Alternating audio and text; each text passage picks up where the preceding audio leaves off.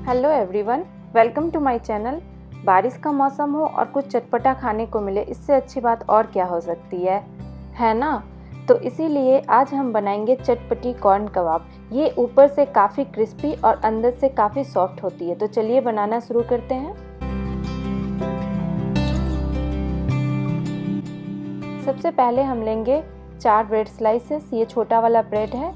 इसे हम छोटे छोटे टुकड़ों में तोड़कर मिक्सर ग्राइंडर में डालेंगे और पाउडर बना लेंगे।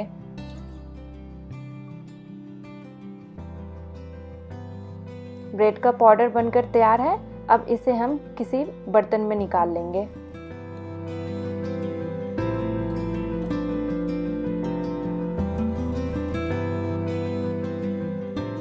अब हम लेंगे 1.5 कप कॉर्न। ये बॉइल्ड स्वीट कॉर्न है।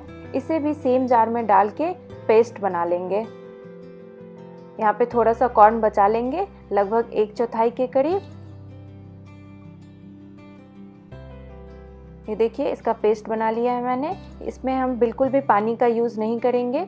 अब एक मिक्सिंग बाउल में हम 2 मीडियम साइज़ का आलू लेंगे, बॉइल्ड आलू, और इसे हम अच्छे से मैश कर लेंगे। अब हम इसमें डाल देंगे पिसा हुआ कॉर्न, ब्रेड का पाउडर जो हमने तैयार किया था। आप चाहें तो स्वीट कॉर्न की जगह पर जो भुट्टा आता है उसे भी बॉईल करके पीस के यूज कर सकते हैं। अच्छा, तो अब हम इसमें डाल देंगे 2 टेबलस्पून बेसन। इसी के साथ हम डाल देंगे 2 टेबलस्पून कॉर्नफ्लावर। इसके जगह पे आप चावल का आटा का भी यूज कर सकते हैं। इसमें डालेंगे 1 मीडियम साइज का प्याज बारीक कटा हुआ, आधा गाजर बारीक कटा हुआ, शिमला मिर्च आधा बारीक कटा हुआ। इसी के साथ जो हमने कॉर्न बचाया था उसे भी डाल देंगे। पुदीने के पत्ते को काट के डाल देंगे, इससे काफ़ी अच्छा फ्लेवर आता है। आप चाहे तो धनिया पत्ता भी डाल सकते हैं। अब हम 1 टेबलस्पून इसमें अदरक लहसुन का पेस्ट डाल देंगे। 1 टीस्पून काली मिर्च पाउडर डाल देंगे। 1 टीस्पून चाट मसाला डालेंगे। 1 टीस्पून हल्दी पाउडर डालेंगे। 1 टीस्पून गरम मसाला डालेंगे। 1 टीस्पून काश्मीरी लाल मिर्च डालेंगे। नमक डालेंगे स्वाद के अनुसार।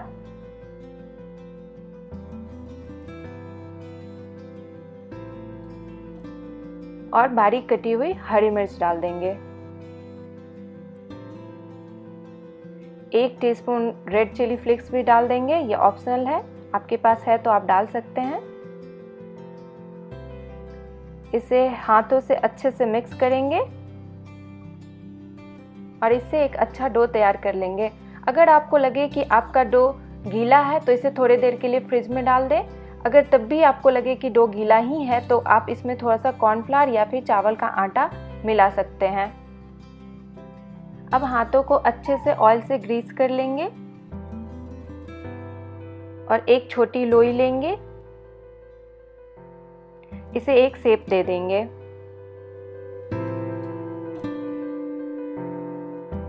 मैं यहाँ पे सिलेंड्रिकल टाइप का शेप दे रही हूँ।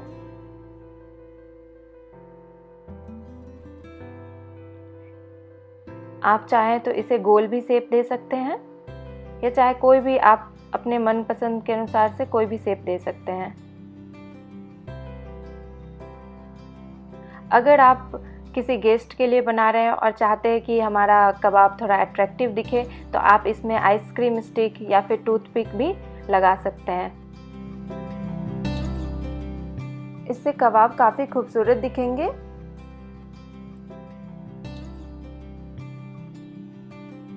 इसी तरह से हम बाकी के कबाब भी बनाकर तैयार कर लेंगे। ये देखिए, मैंने सारा कबाब बना लिया है। आप चाहें तो इसे अभी ही फ्राई कर सकते हैं या फिर चाहें तो इसे स्टोर भी कर सकते हैं। स्टोर करने के लिए हम एक एयर टाइट कंटेनर लेंगे।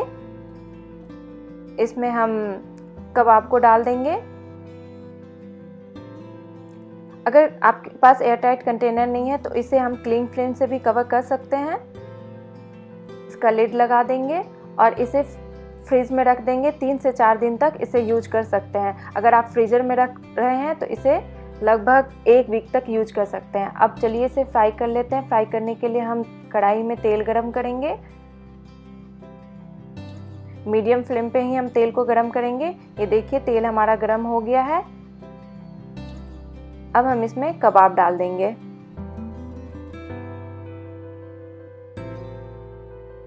ये देखिए बबल्स आ रहा है, इसका मतलब तेल हमारा अच्छा गरम है।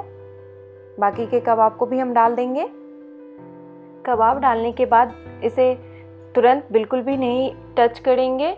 जब ये हल्के से सिक जाएंगे तब इसे पलटकर हम हर तरफ से अच्छे से फ्राई कर लेंगे, जब तक इसका कलर अच्छा ब्राउन नहीं हो जाता है।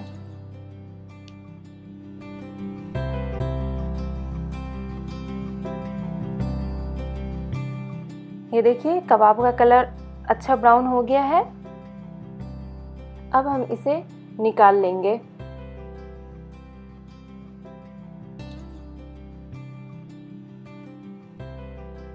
इसमें से एक्स्ट्रा ऑयल ऐसे झटक कर निकाल देंगे। इसे एक किचन टॉवल के ऊपर रखेंगे, जिससे इसमें जितना भी एक्स्ट्रा ऑयल है वो सब भी निकल जाए। इसी तरह से हम बाकी के बैचेस को भी फ्राई कर लेंगे।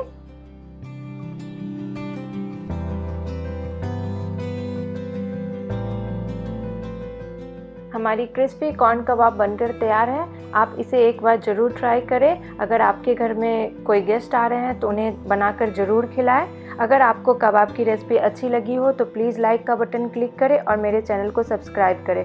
और भी चटपटी और मज़ेदार रेसिपी के लिए मिलते हैं नेक्स्ट वीडियो में। तब तक के लिए बाय।